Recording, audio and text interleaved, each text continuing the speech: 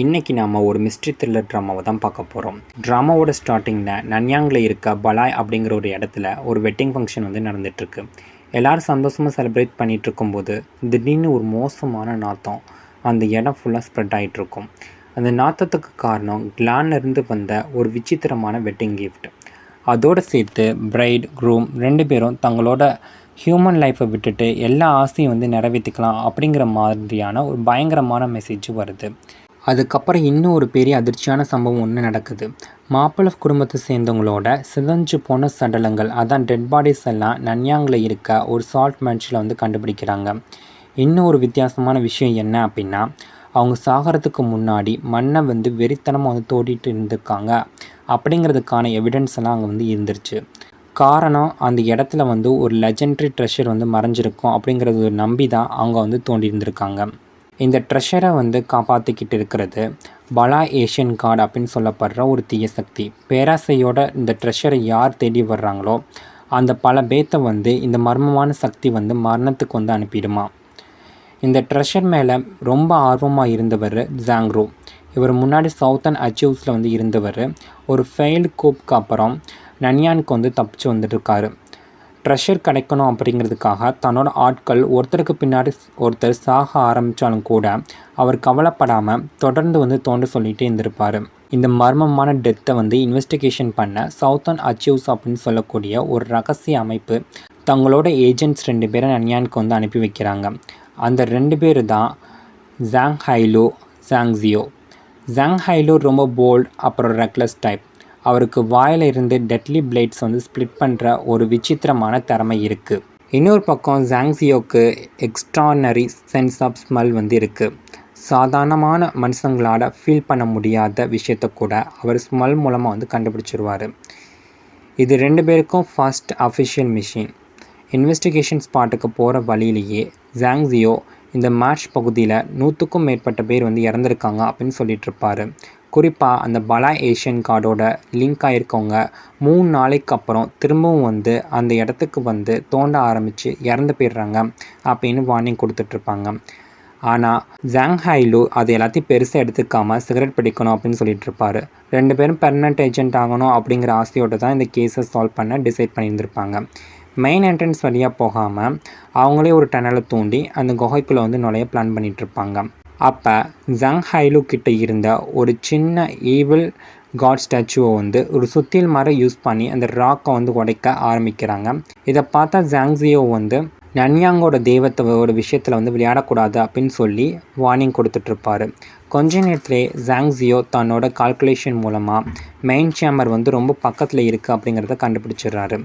அதே சமயம் இரத்த வாசனையை வந்து ஃபீல் பண்ணுறாரு. 3 பேர் ஏற்கனவே அங்கே இறந்து கிடக்குறாங்க. இன்னும் 2 பேர் வந்து குகைக்குள்ளே வந்து மூவ் பண்ணிகிட்ருக்காங்க அப்படின்னு சொல்லிகிட்ருப்பாங்க. 2 பேர் வந்து முன்னாடி போயிட்டுருக்கும்போது ஒரு பழமையான ஈவில் காட் அனஸ்டல் சரைன்குள்ளே வந்து நுழையிறாங்க. அங்கே சுவரில் இருந்த மாரல்ஸ் ஒரு பயங்கரமான ஹிஸ்ட்ரி வந்து சொல்லுது. பேராசை பிடிச்ச முன்னோர்கள் இந்த செரைன் கட்டி தெய்வத்தை வந்து வழிபட்டாங்க. ஆனால் அந்த ஈவில் காட் அவங்களோட பேராசை யூஸ் பண்ணி அந்த ஈவில் காடை கும்பிட வந்தவங்கள ஒரு மரபொம்மையை மாற்றி அந்த ட்ரெஷர் கார்ட்ஸை வந்து ஆக்கிடுச்சு அப்படின்னு போட்டிருக்கோம். இந்த ஸ்டோரியை ஹான்சியோ வந்து நம்பாமல் சிரிச்சிட்ருக்கும்போது அங்கே இருந்த அந்த மரபொம்மைகள்னால் திடீர்னு தலையை திருப்பி நம்ம ஷான் ஹைலோவை வந்து பார்க்குது. ஃபஸ்ட்டு எல்லாருக்கும் ரொம்ப ஷாக்காக தான் இருக்கும். அதுக்கப்புறம் தான் ஜாங்ஜியோ வந்து ஒரு முக்கியமான விஷயத்தை வந்து நோட் பண்ணுறாரு. அந்த பொம்மைகள் எல்லாரும் ஜாங் ஹைலோ ஒன்றும் பார்க்கல, அவர் கையில் இருந்த அந்த ஸ்மால் ஸ்டாச்சுவை தான் வந்து ஃபாலோ பண்ணிகிட்ருக்குன்னு. உடனே ஸ்டாச்சு வந்து கீழே போட சொல்லிகிட்ருப்பாங்க. ஜாங் ஹைலோ அதை கீழே போட்ட உடனே அந்த பொம்மையோட பார்வை வந்து அவங்கள்ட்ட இருந்து விலகிரும். இதனால் அந்த சாபம் உண்மையாக இருக்கலாம் அப்படிங்கிறத கண்டுபிடிக்கிறாங்க. அதுக்கப்புறம் குகைக்குள்ளே இன்னும் ஆழமாக போன 2 பேரும் 10 மீட்டர் உயரம் இருக்கிற ஒரு மனித தலை மாதிரி இருக்க ஒரு ஜெயின் ஸ்டோன் ஸ்ட்ரக்சர் வந்து பார்க்குறாங்க. அதுக்கு மேலே பச்சை பசைன்னு புல் வந்து முடி மாதிரி வளர்ந்துருக்கும். விளையாட்டாக ஜாங் ஹைலோ அந்த சின்ன ஸ்டாச்சுவோட கண்ணை அந்த புல்லாட மூடிட்டு இப்போ சேஃப் அப்படின்னு சொல்லிகிட்ருப்பாரு. அங்கே இருந்த மெக்கானிசம் ஸ்லாட்டுக்கு அந்த ஸ்டாச்சு பர்ஃபெக்டாக வந்து ஃபிட் ஆகுது. ஜாங்ஷியோ தொடாத அப்படின்னு எவ்வளோ சொல்லியும் கேட்காம ஜாங் ஹைலோ வந்து ஸ்டாச்சுவை ஸ்லாட்குள்ளே வந்து வைக்கிறாரு. அதோடு அந்த சீல் பண்ணப்பட்ட அந்த டோர் வந்து ஓப்பன் ஆகிடுது. அடுத்த செகண்டே அந்த சீல் பண்ணப்பட்ட டோர் வந்து ஓப்பன் ஆகிடுது. ஆனால் அதுக்கு பின்னாடி இருந்தது ட்ரெஷர்னால் ஒன்றும் இல்லை, ஒரு ஜைஜாண்டிக் லிவிங் ஈவில் காடு தான். இன்னும் பயங்கரமான விஷயம் என்ன அப்படின்னா, அந்த ஜெயின் கிரியேச்சர் வந்து செய்கிற ஒவ்வொரு மூமெண்ட்டும் ஸ்மால் ஸ்டாச்சுவோட மூமெண்ட்டுக்கு வந்து சின்க்ரைன்ஸாக வந்து இருக்குது. கிரியேச்சர் வந்து அட்டாக் பண்ண ஆரம்பிக்கும் போது ஜாங் ஹைலோ சின்ன ஸ்டாச்சு வந்து மேனிப்புலேட் பண்ணி மான்ஸ்டர் வந்து கண்ட்ரோல் பண்ண ட்ரை பண்ணிகிட்ருப்பார். கொஞ்சம் நேரம் வந்து சக்ஸஸாக இருந்தாலும் தப்பிச்சிட்டோன்னு நினச்சா அது ரொம்ப நேரம் வந்து நீடிக்கலை. அதனால் ஜாங்ஸியோ வந்து ஒரு சடலத்தை எடுத்துகிட்டு வந்து அந்த ஸ்டாச்சு வந்து ப்ரெஸ் பண்ணலாம் அப்படிங்கிற மாதிரி போகிறாரு. ஆனால் அதுக்குள்ளேயே அந்த ஜெயிண்ட் வந்து மறுபடியும் வந்து விடுபட்டு அட்டாக் பண்ண ஆரம்பிக்குது. 2 பேரும் அங்கேருந்து ஓட ஆரம்பிக்கிறாங்க. டார்க் கேனல்ஸ் வழியாக வந்து ஓடிட்டு இருந்துருக்கும்போது 2 பேரும் ஒரு டெட் எண்டில் ஜாங்ருவை வந்து மீட் பண்ணுறாங்க.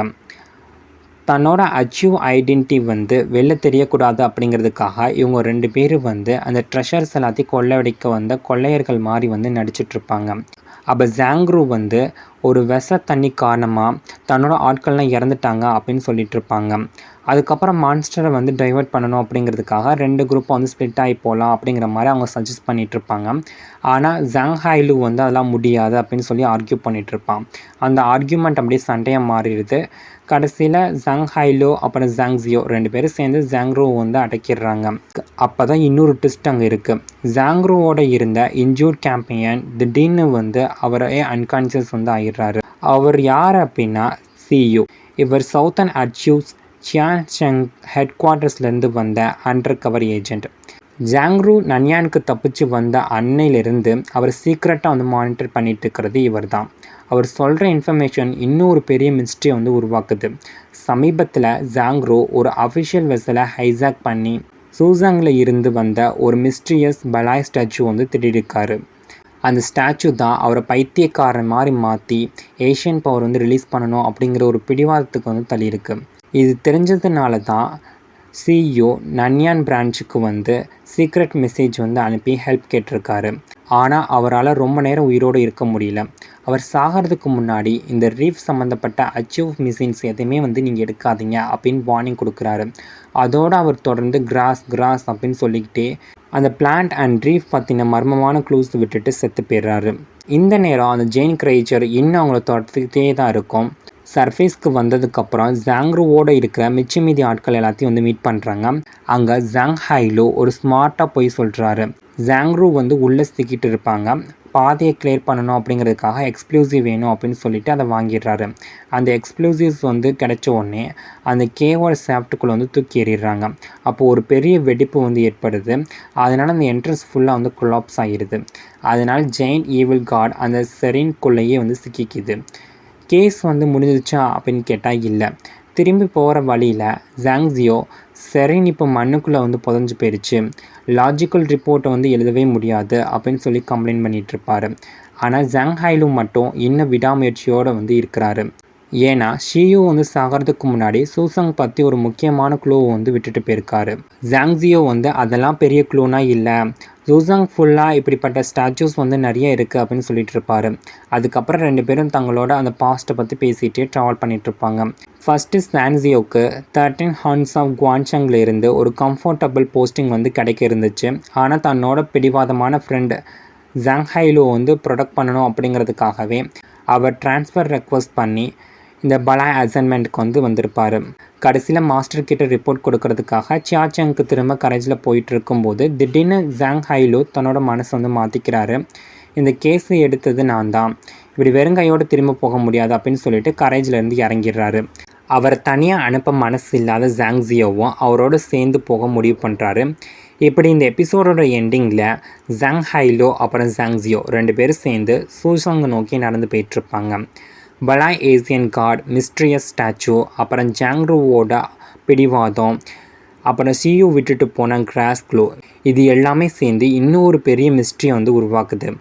அடுத்த எபிசோடில் இந்த மிஸ்ட்ரி எந்த அளவுக்கு போக போகுது அப்படிங்கிறதுக்கான ஒரு ஸ்ட்ராங் ஸ்டெப்பை தான் இந்த எபிசோட் 1 வந்து கொடுத்துருக்கு. அடுத்து என்ன நடக்குங்கிறத அடுத்த எபிசோடை பார்த்து தெரிஞ்சுக்கலாம்.